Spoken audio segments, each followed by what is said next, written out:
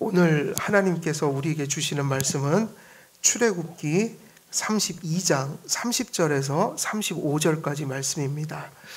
출애굽기 32장 30절에서 35절까지 말씀입니다.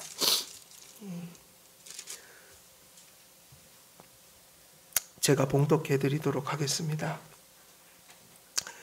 이튿날 모세가 백성에게 이르되 너희가 큰 죄를 범하였도다.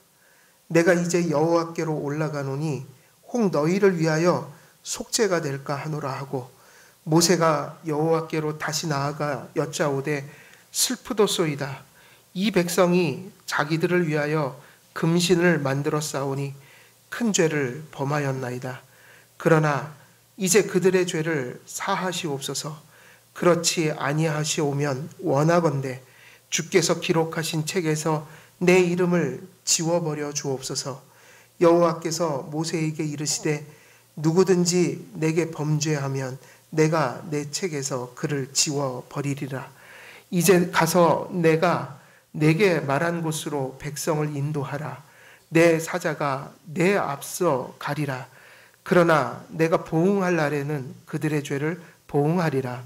여호와께서 백성을 치시니 이는 그들이 아론이 만든 바 그 송아지를 만들었음이더라. 아멘. 오늘 이제 본문이 이제 바뀌었는데 30절에서 35절입니다. 아더 핑크라는 분은 이 본문을 이제 설교하면서 또 강해하면서 이 본문이 아주 어려운 난해 구절이라고 얘기를 했어요. 쉬운 구절이 아니에요. 그래서 지난 설교가 끝나갈 때 한 1, 2주는 저도 몹시 고민하고 또 뭐 이렇게 구약 전공한 분에게도 전화도 하고 또 우리 주변에 노예에 계신 설교 성실하게 잘하시는 분들 전화 한두 명 이렇게 계속해서 제 생각을 확인하고 그래서 상당히 어려운 본문이에요. 어려운 본문인데 그래서 이런 본문일수록 성경 전체의 맥락을 따라서 또 우리가 성경 전체를 해석해서 나온 어떤 교리라는 것은 성경 전체 해석의 맥락이요 요약이니까 그러한 교회의 그러한 해석들을 살피고 이러한 일들이 mov이 필요했습니다. 그래서 참 되게 이제 이런 본문을 만나면 몹시 고뇌를 하게 되죠. 근데 이제 오늘 이 본문을 저희들이 그래서 이 쉽지 않은 본문이기 때문에 본문 자체 내용을 설교하기 전에 이 본문을 이해하기 위해서 구약 시대의 이 본문과 관련해서 하나님의 그 구원, 구약 시대의 구원, 그리고 구약 시대의 하나님께서 신약과는 좀 다른 모습으로 율법을 많이 강조하시는데 그러한 맥락 속에서 사실은 구약이나 신약이나 본질은 같지만 예수님이 오시기 전과 예수님이 오신 이후라는 차이 때문에 똑같이 예수님 믿고 오직 믿음으로 구원받고 그 은혜 속에서 불완전하지만 용서받으면서 하나님의 율법의 목적을 향해서 가는 그 본질이 같지만 구약 시대에는 신약과는 조금 차이점이 있다. 외적인, 부차적인, 외형적인 모습들 속에서. 그래서 오늘 이 본문은 본문 자체를 설명하기 전에 이 본문을 이해하기 위해서 구약 시대 때 하나님의 공의가 어떻게 전달됐는지 또 율법이 어떻게 전달됐는지 또 그 당시에 율법을 어길 때에 신약과는 좀 차이점이 나는 외적인 모습으로 하나님이 강력하게 이렇게 하시는 모습들. 그래서 그런 율법을 주시고 율법을 어겼을 때 하나님이 구약 백성들에게 특별히 시행하셨던 공의의 어떤 그런 시행들, 그런 것들이 어떤 의미들을 구약 속에서 이렇게 갖고 있는지 먼저 좀 살펴보고 그리고 이제 구약의 본문들을 조목조목 또 저희들이 좀 살펴야 될 것 같아요. 그래서 이러한 내용들은 우리가 설교 중간중간에 전한 바가 있지만 특별히 이런 본문을 맞이해서 또 여러분들이 계속해서 구약을 또 듣고 설교 듣고 묵상하는 가운데서 이런 본문들을 맞이할 때 잘 그것을 해석할 수 있도록 좀 그런 준비하는 마음으로 좀 예비적인 어떤 말씀들을 전하려고 합니다. 그래서 오늘 이 본문 속에는 핵심이 그거예요. 질문이 왜 어려운가?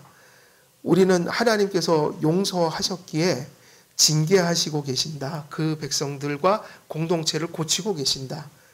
단순하게 결론적인 얘기들을 보고 있지만 그 전개 과정을 보면 끊임없이 하나님이 계속해서 책망하고 심판을 또 선포하고 용서라는 바탕 속에서도 계속해서 율법을 어긴 거에 대한 금송아지 사건에 대한 책망, 징계, 심판, 이러한 하나님의 율법 안에서 주시는 공의적인 요소들이 율법과 그 율법을 어겼을 때 하나님이 베푸시는 심판의 메시지가 반복되면서 상당히 율법이 강력하게 시행이 되고 있어요. 그래서 이런 구절을 잘못 읽으면 하나님의 용서를 놓쳐버릴 수도 있고 또 그러한 하나님의 책망과 심판의 메시지를 잘못하면 행위 언약처럼 해석해버릴 위험성도 있고, 그래서 이것이 마치 신약과 본질이 다른 구약의 독특한 어떤 이야기들인 것처럼 우리가 맥을 짚지 못하고 엉뚱한 해석을 해갈 위험성이 참 많은 구절들이에요. 그래서 문자적으로만 볼 것이 아니라 큰 맥락 속에서 봐야 한다. 또 교의적인 것들도 바라봐야 되고 그 구약 시대의 상황도 바라봐야 되고, 그러니까는 이 말씀을 읽을 때 많은 분들이 헷갈린 게 그거죠. 용서하셨는데 계속 심판을 선포하시는 듯한 그런 인상을 받게 된다. 그리고 또 하나는 구약에서는 용서하고 구원하셨다가 율법을 지키느냐 지키지 않느냐에 따라서 구원을 취소하거나 구원받은 자를 버리시거나 뭐 이런 느낌을 구약의 본문 속에서 받을 때가 있단 말이에요. 그래서 그런 구절들을 만날 때마다 하나님께서 이런 말씀들을 이런 동기와 맥락 속에서 전하고 계시구나. 또 구약이라는 또 특별한 상황들 속에서 전하고 계시구나. 하지만 신약과 구약의 성도들은 똑같이 그리스도를 믿는 은혜로 하나님의 선택으로 구원을 받는다. 이거를 좀 정리하는 내용들인 거예요. 그래서 저희들이 일단은 예비적인 그러한 내용들을 좀 살피도록 하겠습니다. 그래서 오늘 본문은 레위 지파의 손에 들린 칼로 회개하지 않는 자 3,000명을 치리한 사건 이튿날 있었던 일을 기록하고 있어요. 그래서 이튿날 그렇게 30절에 기록이 되어 있죠. 이튿날 모세가 백성에게 이르되 너희가 큰 죄를 범하였도다. 내가 이제 여호와께로 올라가노니 혹 너희를 위하여 속죄가 될까 하노라. 모세가 이제 이튿날, 그러니까 하나님께서 3,000명을 일단 처단하셨잖아요. 그리고 치리적인 행위를 하셨다고요. 그러니까 공동체에 있어서 회개하지 않는 자, 가장 그 죄가 극심한 자들이 소위 말하면 그 이스라엘 공동체를 부패시킬 위험이 있기 때문에 하나님께서 구약적 방식으로 일종의 치리를 행함으로 공동체를 깨끗하게 정화하신 거예요. 그런데 그 이튿날 모세는 이런 말을 던지면서 산으로 올라가요. 이튿날 모세가 백성에게 이르되 너희가 큰 죄를 범하였다. 또 죄 얘기를 하죠. 큰 죄를 범했다. 그리고 원래 그 중보는 언제 했어요? 이미 중보기도. 첫 번째 중보기도는 십계명 받을 때 이미 시내산에서 했잖아요. 그래서 그때 하나님 용서, 화를 내리지 않겠다. 근데 지금 중보하러 또 올라가는 거예요. 두 번째 중보예요. 근데 여전히 범죄의 문제를 가지고 올라가요. 이스라엘 백성에게도 범죄 얘기를 계속하고 있다. 물론 우리는 이미 전제적인 얘기는 많이 했어요. 용서하셨기 때문에 뭐 하셨다? 징계하셨다. 하나님이 용서하셨으니까 그들을 고치시기 위해서 계속 책망하시고 또 징계하신다. 그러나 이 과정 속에서 이렇게 나오는 이야기들을 보면 되게 불확실성이 성에 있는 것처럼 얘기하는 구절들이 참 많다는 거예요. 그래서 보면은 여기 보면은 다시 중보를 하러 올라간다는 모습을 보면서 그러면 첫 번째 중보했던 것은 무슨 의미가 있는가? 하나님이 그럼 용서를 안 하셨기 때문에 또 모세가 또 지극정성으로 하나님의 용서를 받아내기 위해서 또 올라가는 것인가? 뭐 이런 질문이 있을 수 있고 또 모세가 올라가면서 뭐라고 얘기를 해요? 올라가는 것은 그들의 속죄를 위해서 올라가는 거죠. 속죄를 위해서. 그런데 거기다가 무슨 용어를 또 붙입니까? 확신 속에서 올라갑니까? 약간은 의심하는 듯한 불확실성을 가지고 올라갑니까? 혹 너희를 위하여 속죄가 될까 하노라. 혹이라는 말을 붙이죠. 그래서 이제 이런 구절들 때문에 어려운 거예요. 그러나 이 말씀들을 잘 살펴보면 그렇게 어려운 말씀이 아니다.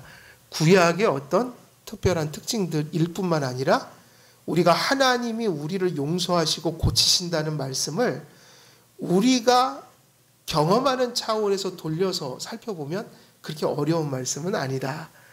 그래서 그렇게 어려운 그러한 내용들을 우리가 잘 살펴야겠지만 우리가 조목조목 좀 세밀하게 좀 살펴봐야 우리가 앞으로 이런 구절을 만날 때 구약의 말씀들을 잘 설명할 수가 있을 것입니다. 그래서 우리가 이러한 내용들 오늘 모세가 이튿날 다시 한번 그들의 죄를 선포하면서 그리고 그들의 속죄를 위해 제2차 중보를 위해서 올라갈 때 혹 너희를 위하여 속죄가 될까 하노라라는 말을 던지고 올라갈 때에 이러한 반복되는 말씀들이 어떤 의미로 지금 전달되고 있는지 좀 살펴보겠습니다. 이스라엘을 택하시고 부르신 그 하나님께서 당신의 영광과 이스라엘을 향한 긍휼과 인내와 자비로 금송아지를 숭배한 광야 교회를 사실 멸하시지 않으셨죠. 그죠? 멸하시지 않으시고 모세의 중보를 통해 전제적이고 원리적으로는 사실은 용서하셨다. 용서하셨기 때문에 계속 징계의 모습을 보이고 계십니다. 그러나 항상 우리가 하나님 말씀 읽으면서 또 하나 놓치지 말아야 될 것이 무엇이냐면 하나님의 사랑은 은혜는 무엇을 포기하거나 무엇을 무시하는 방식으로 나타나지 않을까요? 우리가 오로지 값없이 은혜로 구원을 받잖아요. 그럴지라도 하나님은 그 하나님의 은총이라는 것이 그 사랑이라는 것이 공의를 포기하거나 버리거나 무시하는 방식으로 나타나지 않는다. 항상 하나님의 은총은 공의를 이룸으로 나오는 것이고 공의를 이루는 방식으로 나오고 공의를 충족되게 만드는 결과를 낳아요. 다시 말하면 은총은 우리를 더럽게 만드는 은총이 아니라 우리를 언제나 거룩하게 만드는 은총이라는 거예요. 하나님이 우리를 칭의하신다. 오로지 이것은 그리스도의 공로 때문에 받는 거예요. 그 공로를 믿음으로 전가받는 거예요. 그리고 철저히 하나님 쪽에서의 은총이다. 그런데 칭의는 거룩을 허물지 않고 어떻게 할까요? 항상 거룩이라는 것이 칭의의 토대 속에서 나오게 된다. 그래서 정상적인 그리스도인들이 은혜를 바로 깨닫고 은혜를 바로 받으면 칭의를 진정으로 경험하면 하나님 앞에 감사해서 자기의 목숨을 걸고 거룩을 추구하는 열심이 나오게 돼 있어요. 사도 바울이 자기의 모든 것들을 배설물로 여기면서 사도 바울이 그런 표현을 쓰죠. 예수에게 미쳤다. 내가 예수에게 미쳤다.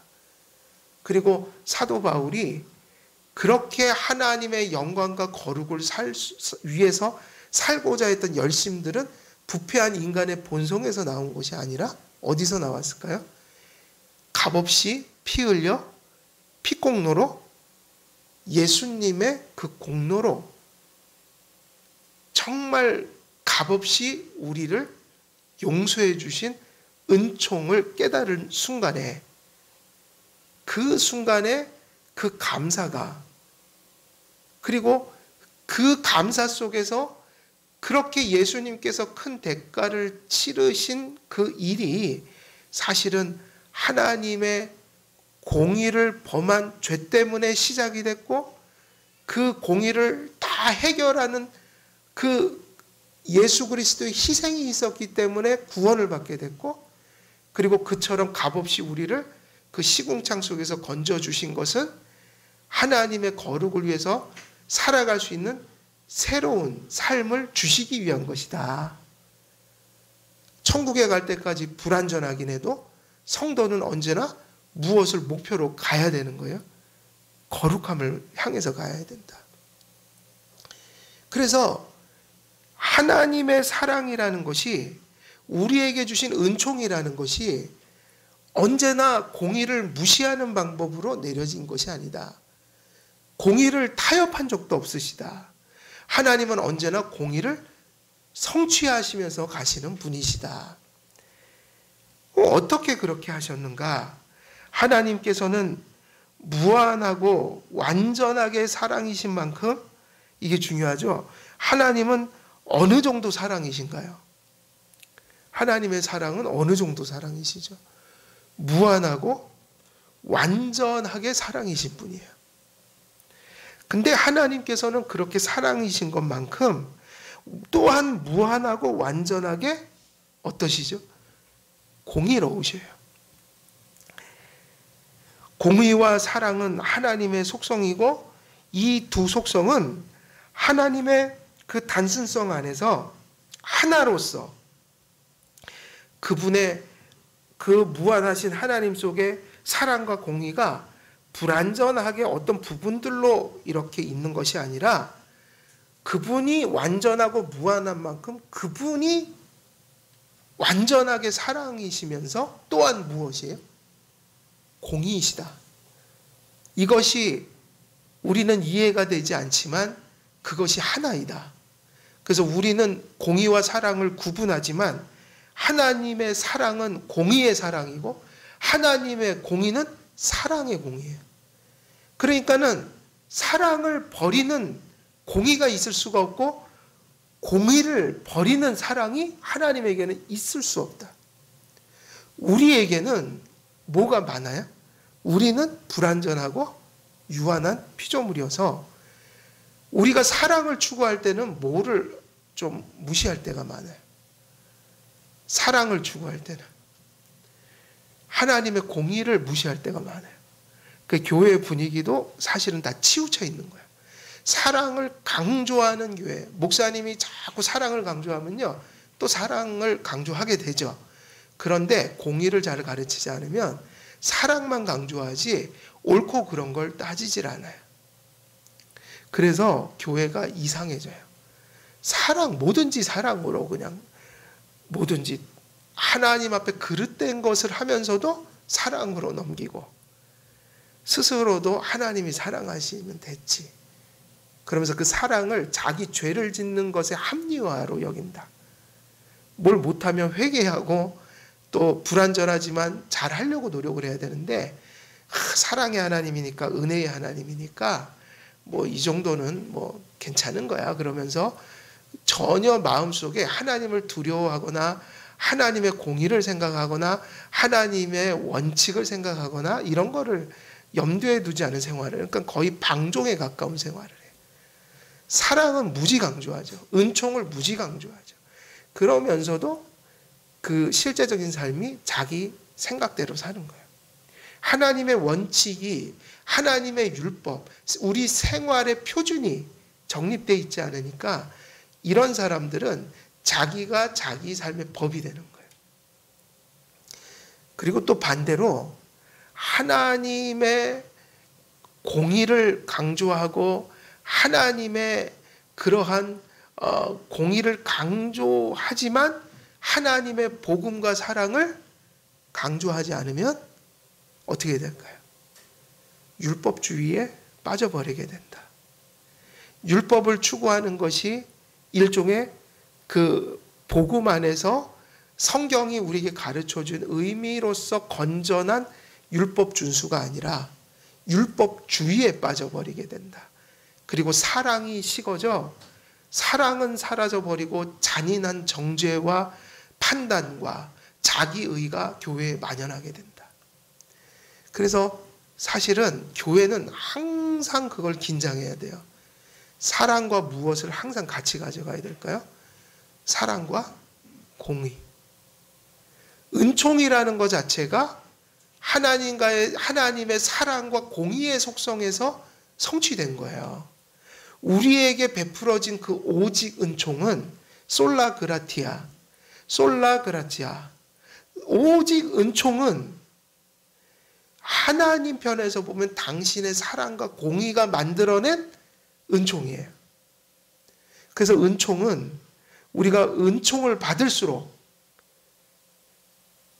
이 하나님의 공의를 소중하게 여기는 쪽으로 자라가게 된다. 근데 사람은 언제나 좌로나 우로나 치우쳐요. 이게 문제인 거예요.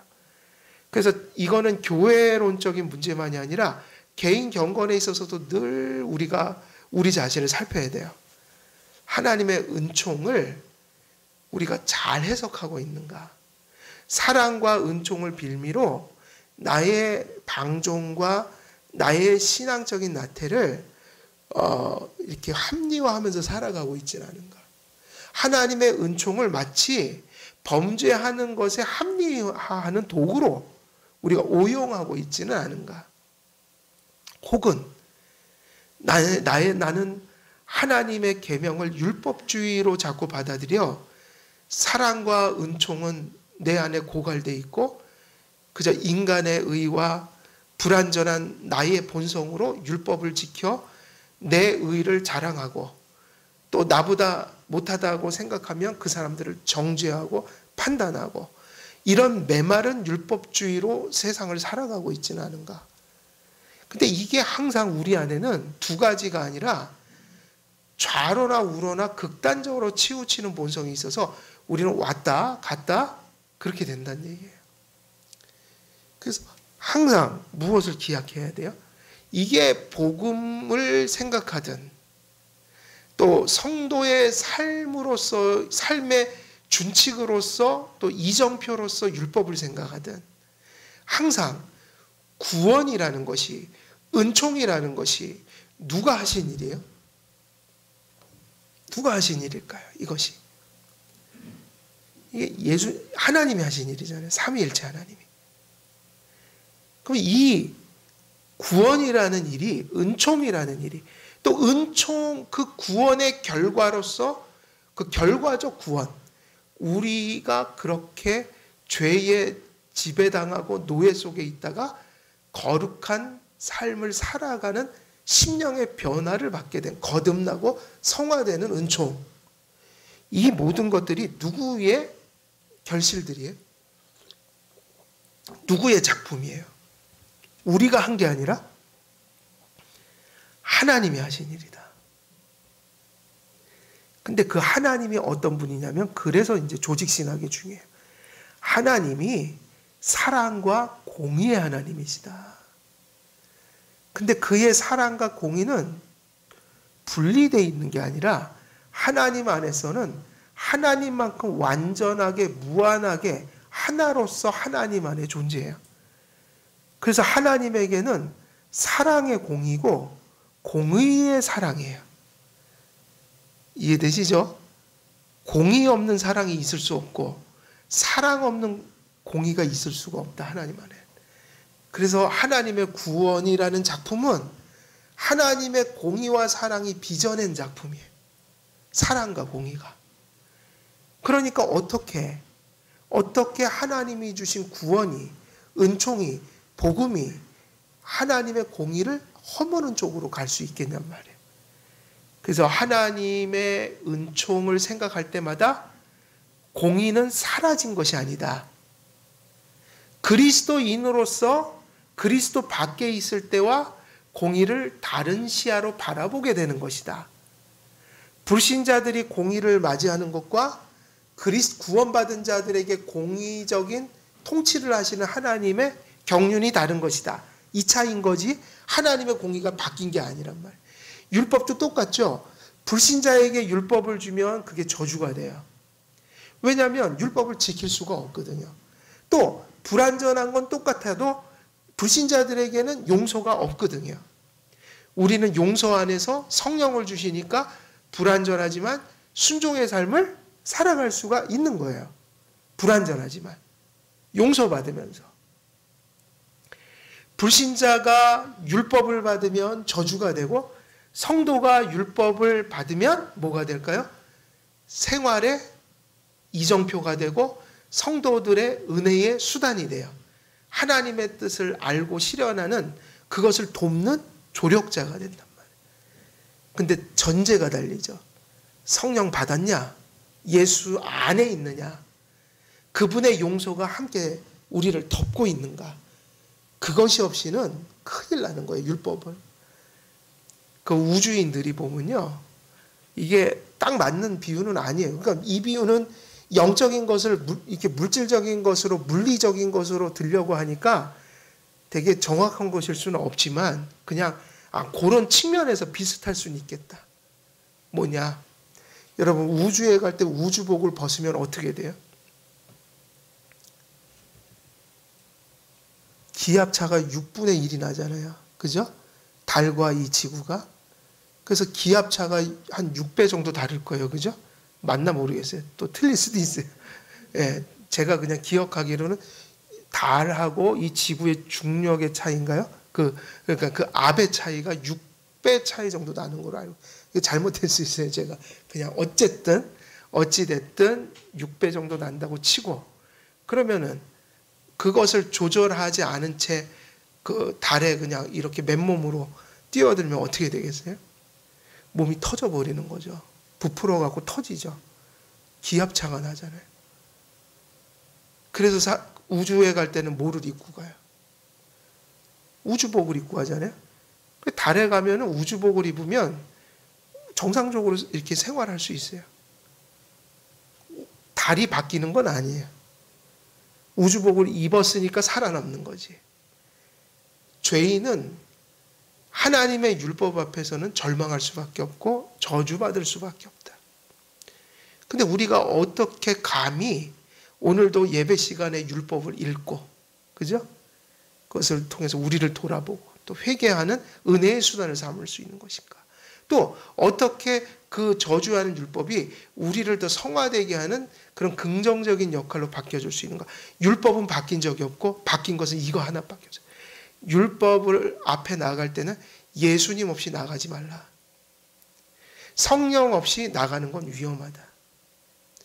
예수님 믿고 성령을 받고 그 은총 아래서 율법은 우리에게 유익한 것이 되는 거거든요. 그 불신자들에게는 핑계하지 못하게 하는 거, 죄를, 그리고 정죄하는 하나님의 어떤 도구, 그거 외에는 어떤 역할도 할 수가 없다. 불신자들. 그저 사회생활하는 데 있어서 도덕성을 하나님이 그걸 주셔서 사회 질서가 유지되게는 하시지만 불신자들에게 율법은 정죄의 근거예요. 그래서 하나님께서 공의와 사랑은 하나님의 속성이고 그 하나님의 사랑과 공의가 언제나 분리되는 적이 없다. 그러면 과거에도 그랬고 지금도 그랬고 예수 믿고 있는 우리들에게도 또 이스라엘 백성, 애굽에서 그들을 건져낸 은혜 언약의 그 구약적 시대에도 하나님의 공의는 무시될 수 있는 거예요? 없는 거예요? 없는 거잖아요. 그러므로 하나님의 용서가 있다 하여서 하나님의 공의가 타협되거나 사라지는 일은 없습니다. 하나님께서는 공의와 사랑에 부합한 방식으로 용서하시고 사랑하십니다. 이것이 가장 은혜 안에서 잘 설명된 것이 십자가고, 구약에서는 십자가가 아직 성취되지 않았잖아요. 그러니까 신약보다는 구약에서 더 희미하게 나타났고, 근데 무엇을 가지고 그걸 가르쳤냐면 복음이 성취되기 전이니까 율법 시스템 안에서 그걸 가르쳤다. 그래서 신약보다 훨씬 엄중했죠. 훨씬 강력했죠.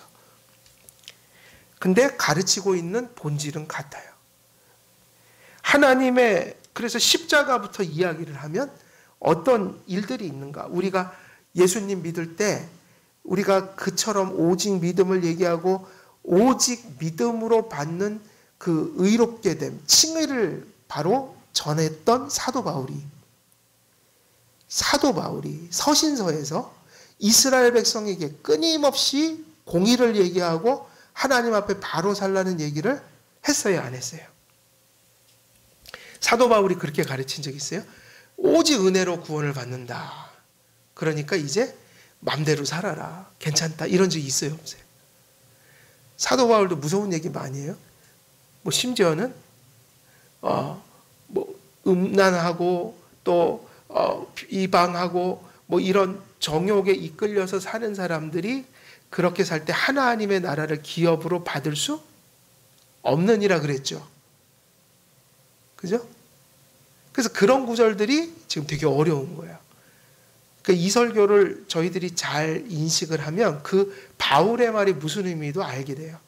그 얘기가 예수 믿는 자들이 하나님이 택했다가 범죄하면 버린다. 이런 얘기가 아니라고요. 항상 율법은 불신자들, 신자들, 또 신자들 중에도 범죄한 신자들, 그리고 또 깨어있는 신자들, 이 상황에 따라서 각기에 다 그 다양한 적용을 해야 돼요. 그래서 성경이 헷갈려 하는 게 그거죠. 끊임없이 공의를 전달하고 있기 때문에. 그래서 첫 번째 사고가 그 얘기를 하는 거예요. 하나님의 공의가 은총 속에서든 오직 믿음으로 구원받는 그 복음 하에서든 하나님의 공의가 선포되지 않는 순간은 있다 없다? 없는 거예요. 항상 하나님은 옳고 그름을 당신의 성품을 율법을 통해서 계시하고 하나님의 성도들의 생활의 표준을 계속해서 가르쳐 주신다. 그러면 그 공의가 어떻게 은총 안에서 우리가 의미를 갖게 되는지 먼저 십자가 사건부터 우리가 살펴보자는 거예요. 십자가를 우리는 바울 같은 사도들이 십자가를 항상 뭐라고 불렀어요? 십자가는 이거다 이랬죠. 십자가는 이거다. 뭐라고 그랬죠? 지혜. 십자가는 지혜라고 그랬어요. 누구의 지혜라고 그래요? 하나님의 지혜. 그럼 뭐하고 대조해서 꼭 씁니까? 꼭 뭐하고 대조해요? 세상의 지혜. 사람의 지혜, 세상의 지혜. 세상에도 지혜가 있고 하나님이 주신 지혜들이에요. 그것들도. 하지만 이 십자가는 그런 보편 세상에서 가질 수 있는 혹은 자연인들이 거듭나지 않은 자들이 깨달을 수 있는 지혜가 아니에요. 이 지혜가 어떤 지혜이기 때문에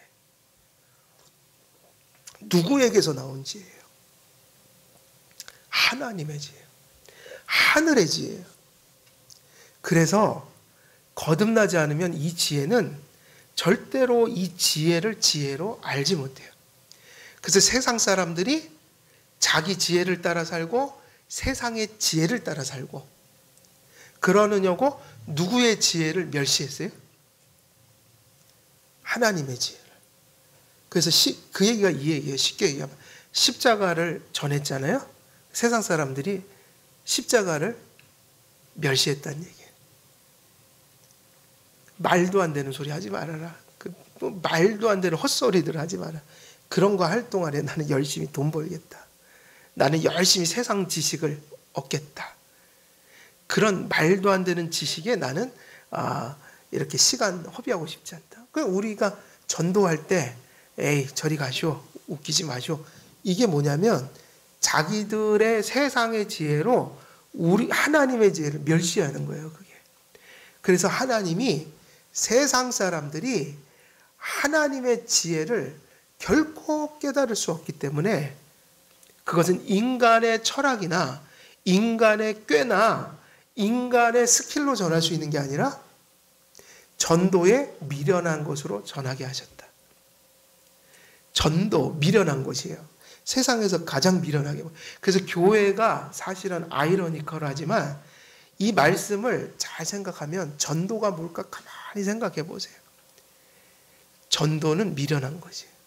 그럼 왜 미련하다고 그랬냐면 전도가 어떻게 하나님이 세상을 구원하시냐면 성경 말씀을 성경 말씀대로 전해서 세상의 철학이나 지혜나 스킬이 아니라 말씀을 전할 때 성령님이 역사해서 택한 자들을 하나님이 건져내신다. 이건 하나님이 역사하셔야 되는 거고 인간이 할 수 있는 일은 전하는 길밖에 없는데 그래서 되게 모험적이고 몹시도 무모한 짓이에요.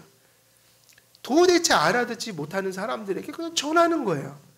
그리고 그걸 전하면 막 나를 죽이려고 달려드는 사람에게 전하는 거예요. 그래갖고 많이 죽었어요, 안 죽었어요? 초대교회 때 무지 많이 죽었잖아요. 예수님 전하다가. 예수님은 그리스도는 뭐다? 주이시다. 구세주십니다. 많이 죽었어요. 많은 분들이 죽었어요. 전도에 미련한 것.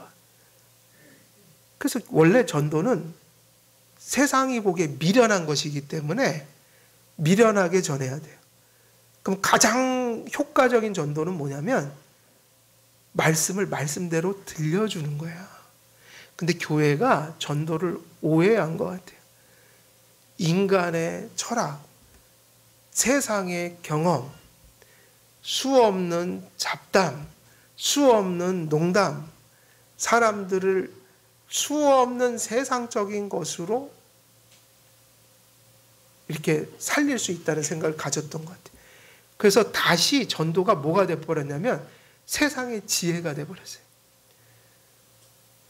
설교방송 대형 교회든 어디든 틀 때마다 끊임없이 세상 지혜를 얘기하지 미련한 전도의 그 도를 십자가의 도를 듣기가 힘들어졌단 말이에요. 성경대로 전하는 거다. 가장 효과적인 전도는 미련한 것이다. 성경대로 전하는 거예요. 왜 미련한가? 아무리 절전해도 성령님이 역사하지 않으시면 깨달을 수가 없기 때문에 세상 사람들에게는 미련한 것으로 들릴 수밖에 없다. 도대체 뭔 소리 하고 있나 저 사람들이. 저 사람들이 주일마다 모여서 뭔 저런 소리 듣고 있나. 하나 도움도 안 될 소리 듣고 앉아있네. 시간 어비하고. 이게 뭐예요? 세상 사람들이 지혜가 없어서 자기의 지혜로 하나님의 지혜를 멸시한다.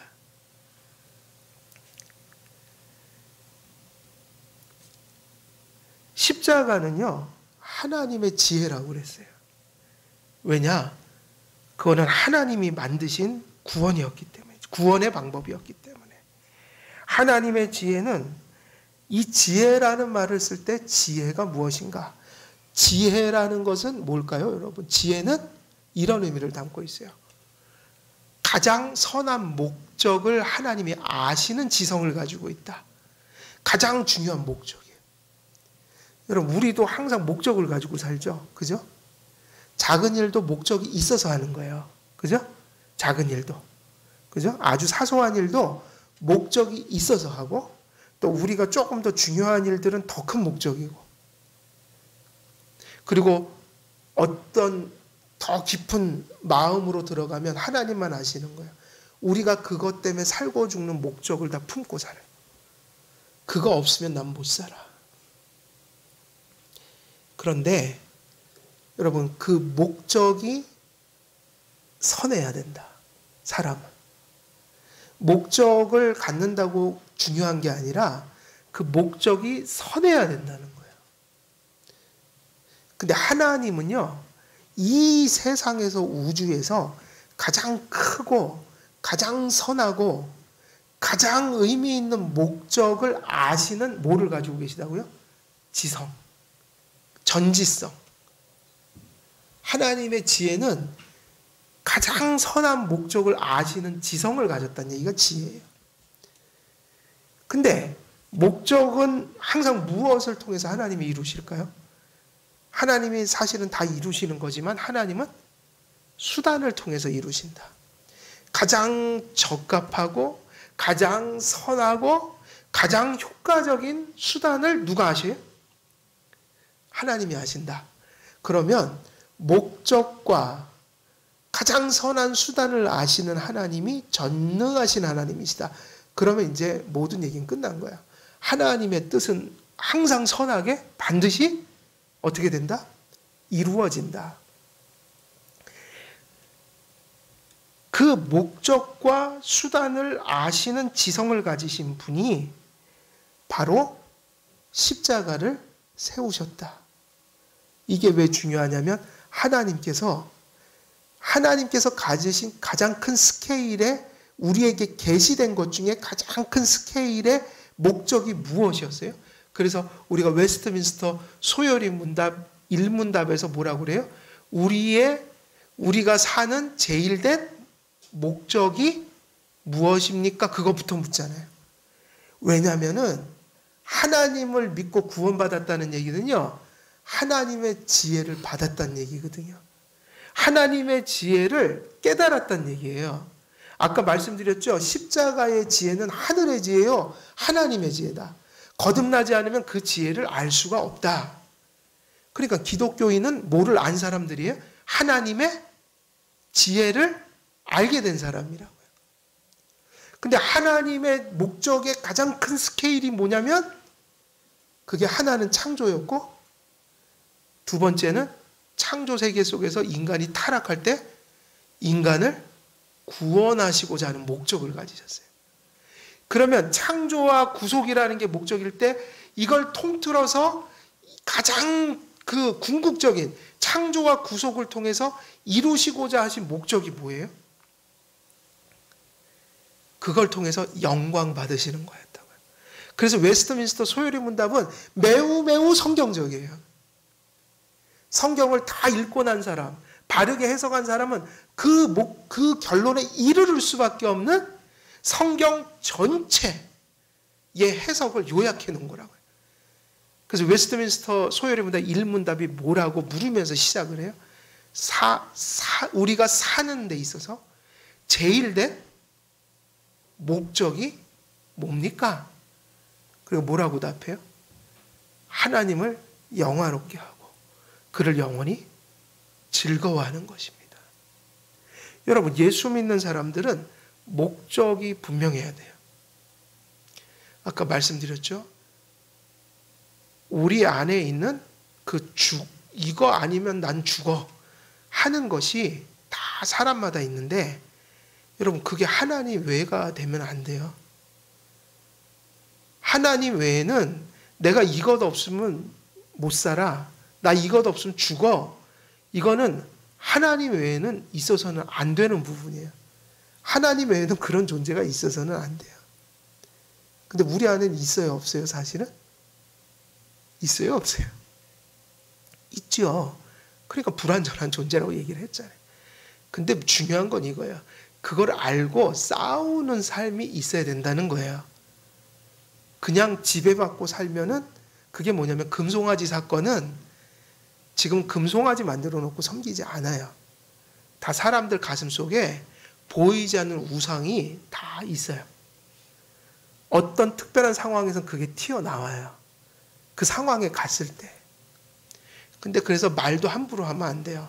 나 이것 없으면 이건 절대로 포기 못해. 이건 절대로 나는 포기 못해. 나는 이것 없으면 죽어. 근데 하나님은 그런 소리를 싫어하신다고요. 야, 내가 없으면 죽는 거지. 생사화복을 내가 주관하는데. 그리고 너희들을 이 땅에 보낸 목적은 나의 영광을 위한 거야. 근데 내가 없으면 너희가 죽는 거지. 그러면 나 말고 또 있냐, 이런 게? 이렇게 물으신다는 거예요. 근데 사실은 있다고요. 그게 그런 극단적인 상황에 가서만 나타나는 게 아니라 아주 작은 것 하나에도 우리는 그렇게 흔들리면서 세상을 그렇게 타협하면서 살아가요, 사실은. 그래서 여러분, 오늘날 현대인들이 얼마나 정서적으로 몰려 있는지 몰라요. 오늘날 그 수없이 그 정서적으로 나약한 모습인데 저는 그렇게 보여요. 나약한 모습이에요. 정서가 나약해졌어요. 이상하게 6.25 때나 그죠? 70년대, 뭐 60년대 보릿고개라는 게 80년대부터 조금씩 없어졌던 것 같아요. 제가 듣기로. 그렇지만 60년대, 70년대 보릿고개 뭐 그때 사회라는 것은 뭐 독재다, 사회도 암울했고 가난했고 뭐 수세식 화장실도 부잣집에나 있었어요. 다 푸세식 화장실에. 그런 환경 속에서 살았는데 그때 어머니들은 왜 그렇게 강인해요? 저는 우리 어머니 봐도 가만히 그때로 돌아가면요. 어떻게 그 세상을 살으셨을까? 우리 아버지도 그렇고. 제가 30살 딱 돼갖고 좀 운 적이 있어요. 혼자. 30살이 되니까 이 가장으로서의 책임감이 느껴지더라고요. 가장으로서의 책임감. 우리 아버지가 30대를 돌아보니까 그때 가난했었거든요. 상당히 가난했어요. 그 가난한 살림살이에 우리 어머니 제가 어렸을 때 다리 부러져서 그 2년을 누워 계셨고 일어나지 못하셨어요. 누워놓고 나가서 일하고 오신 거예요. 저녁. 그 어머니 목발 짚고 혼자 가만히 앉아서 밥 상 놓은 거 그거 먹고 치우지도 못하고 그 자리에 앉아 계신 거예요. 변기 하나 옆에다 놓고. 근데 지금 돌아보니까 어떻게 그 세월을 지났을까? 아버지가, 어머니가. 근데 그때는 그렇게 막 오늘날처럼 그렇게 막 못 살겠다 그러지 않았어요. 어머니들이 저 막 한지에 물려도 새끼를 버리질 않았어요. 오늘날은 별의별 일이 다 벌어져요. 그리고 저마다 들어보면 다 죽겠대요. 다 죽겠대요. 자살들도 많이 해요. 저는 그 생각이 드는 거예요. 너무 좋아졌는데 정서는 나약해졌어요. 그리고 저 어린 이렇게 세대로 갈수록 더 심해지고 있어요. 과잉보호하지 마세요. 좀 거칠게 키우세요. 자기가 좀 나가서 스스로 책임도 지고 강해져야 돼요. 사실은 너무 나약해졌어요. 지금 우리가.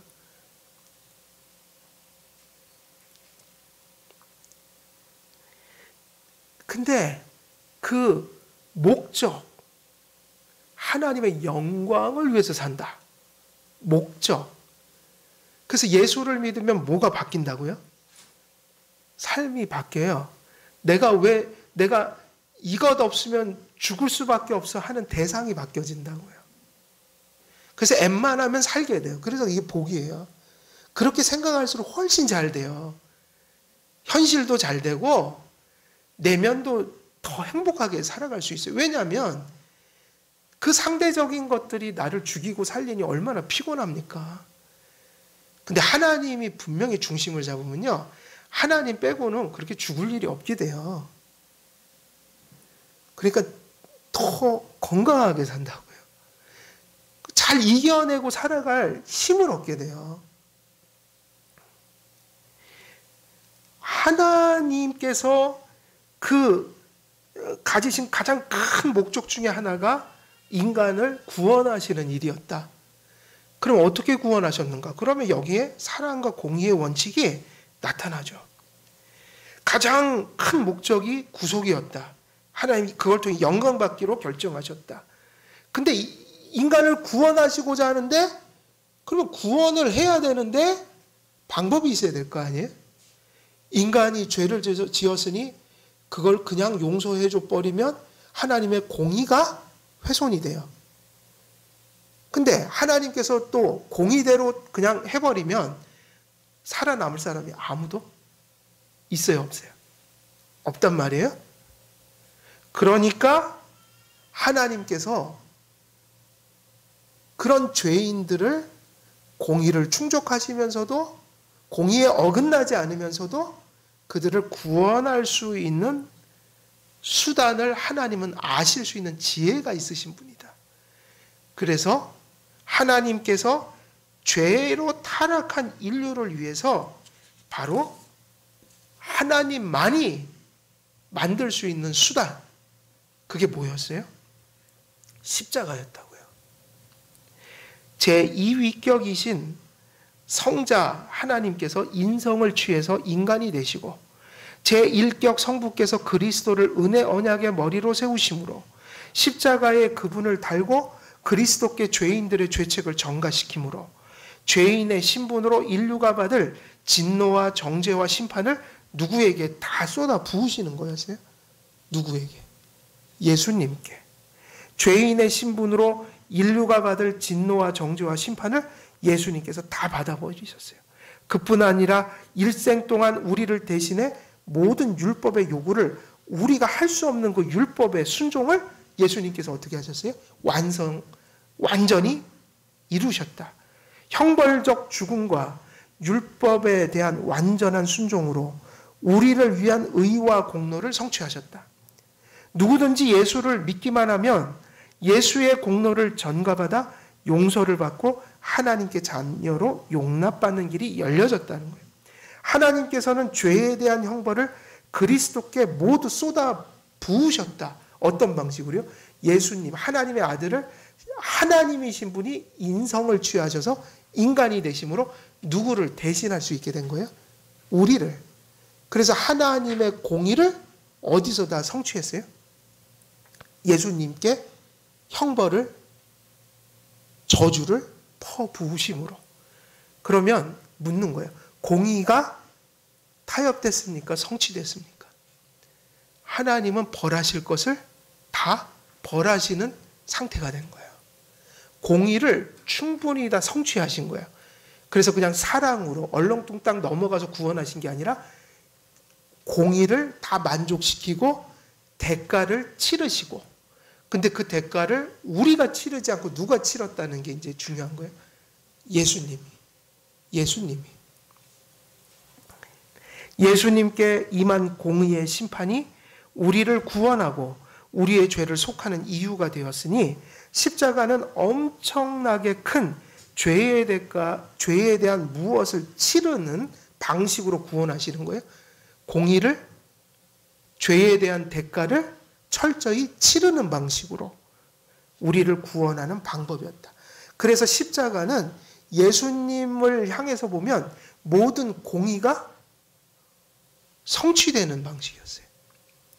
그래서 예수님이 정죄받고 형벌을 받고 율법을 다 지키시고 완전한 순종을 이루시는 공의가 성취되는 사건이었다. 십자가는 뭐가 성취되는 사건이에요? 공의가. 죄를 졌으면 우리가 졌는데 그 뒤처리를 예수님이 다 하신 거예요. 죄를 우리가 져서 죄값을 반드시 받아야 되는데 예수님이 우리의 대리자로 오셔서 인성을 취해서 실제로 그 모든 형벌을, 고통을, 저주를 실제로 받았어요? 안 받았어요? 실제로 받았다. 그러니까 하나님 편에서 공의를 다 치를 것을 치르시는 방식으로. 그래서 예수님 편에서 보면 저주를 받으신 것이고 형벌을 받으신 거고 하나님을 향한 모든 의무를 다 이루시는 방식이었다. 그래서 공의의 성취가 우리에게는 뭐로 나타나는 거예요?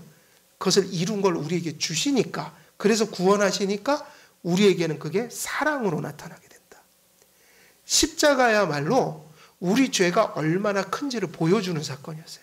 하나님의 아들이 온 인류의 그 지옥의 형벌을, 그 영원한 고통을 예수님 머리 위에 퍼붓는 정도의 심판이 있어야만 용서될 수 있는. 그래서 십자가를 볼 때마다 우리 죄가 너무 크구나. 그걸 깨달아야 하고, 근데 우리에게 그 죄의 저주를 쏟은 게 아니라 예수님이 다 받아주셨구나. 이 얼마나 감사한가. 저 예수님의 공로를 붙들어서 살아야겠다. 그걸 의지하고. 근데 엄청난 그 대가, 그리고 그 모든 고통과 예수님의 죽음이 그런 나의 죄 때문에 온 것이라면 이제 그런 대가를 치르고 구원을 받았으니, 그리고 그 구원에 어디로부터의 구원이냐면 죄로부터 우리를 구원하기 위해 예수님이 그런 희생을 치렀으니 불완전하지만 용서 안에서 우리가 죄를 지으면서 살지 않고 하나님을 기쁘게 해드리면서 살아야지. 이런 의미에서 우리에게 공의가 이렇게 계속해서 성취되었고 그것이 우리에게 또 주어지고 가게 되는 거죠.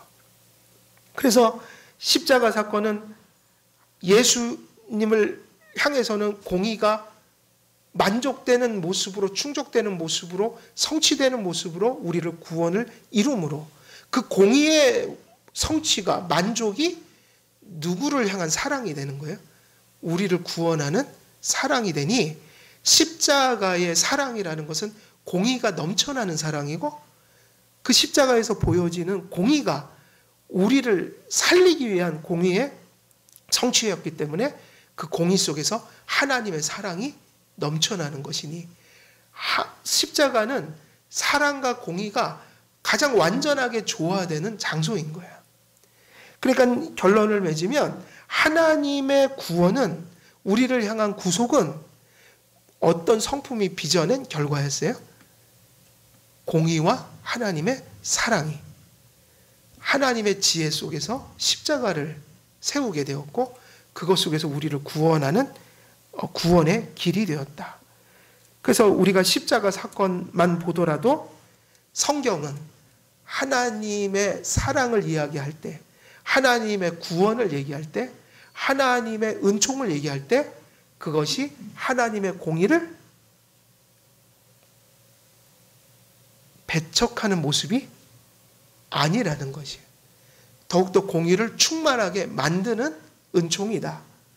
그래서 하나님은 우리를 은혜로 오직 구원하시지만 그 은총이라는 것이, 칭의와 성화가 우리를 하나님의 공의로운 성품에 참여하게 만드는 힘이 되고 토대가 되는 거예요.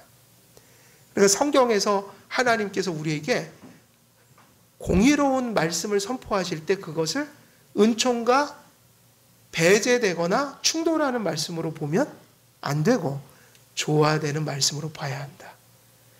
다만 그것이 율법주의적인 방식으로 해석되는 게 아니라 철저히 복음적인 방식으로 이해되어야 한다. 그래서 오늘은 여기까지 설명하고 또 그러한 내용들은 뒤에서 계속 설명이 될 거예요. 그래서 오늘은 십자가 사건을 통해서 무슨 얘기를 하고자 했던 거예요? 1차적으로 오늘은 그것만 기억하시면 돼요. 하나님의 그 은총과 구원이 하나님의 속성만큼이나 사랑과 공의라는 게 어느 순간에도 배제되는 법이 없다는 것. 하나님의 은총과 구원은 사실은 사랑과 공의가 빚어낸 결과였어요. 그래서 하나님의 사랑과 공의는 서로 모순되거나 분리되는 것이 아니라 언제나 함께한다, 조화된다. 그리고 더 고무적인 것은 은총 안에서 더 온전한 공의가 성취되고, 특별히 구원받고 은총을 받은 성도들 안에서 하나님의 공의가 아름다운 열매로 응답된다. 이렇게 이해를 일단 하고 또 다음번에 또 계속해서 또 나머지 설명들을 좀 해가도록 하겠습니다. 우리 한길교회 성도님들은 사랑과 공의의 하나님을 바라보시고 또 그 사랑과 공의가 빚어낸 십자가 구속 사건, 그 십자가를 통해서 또 사랑과 공의를 치우침 없이 바라봄으로 공의적인 통치하시는 그 하나님의 말씀들을 날마다 우리가 그리스도인의 입장에서 바르게 깨달아서 날마다 삶 속에서 바르게 응답하고 또 순종하고 살아가는 그런 열매 맺혀지는 우리 한길교회 성도님들 되시기를 우리 주 그리스도의 이름으로 축원드립니다. 기도하겠습니다. 살아계신 하나님 아버지, 오늘 또 본문을 전하고자 또 필요한 예비적인 말씀들 또 교의들을 또 함께 나누고 있습니다. 특별히 하나님의 공의와 사랑이 십자가에서 어떻게 이루어지고 또 구속받은 백성들에게 하나님의 공의가 또 여전히 어떤 모습으로 또 불신자들과 달리 적용되는 모습으로 그렇게 베풀어지는지 우리가 함께 살펴보는 시간들을 갖고자 합니다. 또 오늘도 전한 말씀들 잘 깨닫게 하시고 또 가슴속에 정립하게 하셔서 하나님의 말씀을 들을 때마다 그 진리들이 생각나고 또 하나님의 말씀을 바르게 해석해서 우리의 삶에 잘 적용하는 열매들 나타날 수 있도록 하나님 역사해 주시옵소서. 감사드리오며 우리 주 예수 그리스도의 이름으로 기도드리옵나이다. 아멘.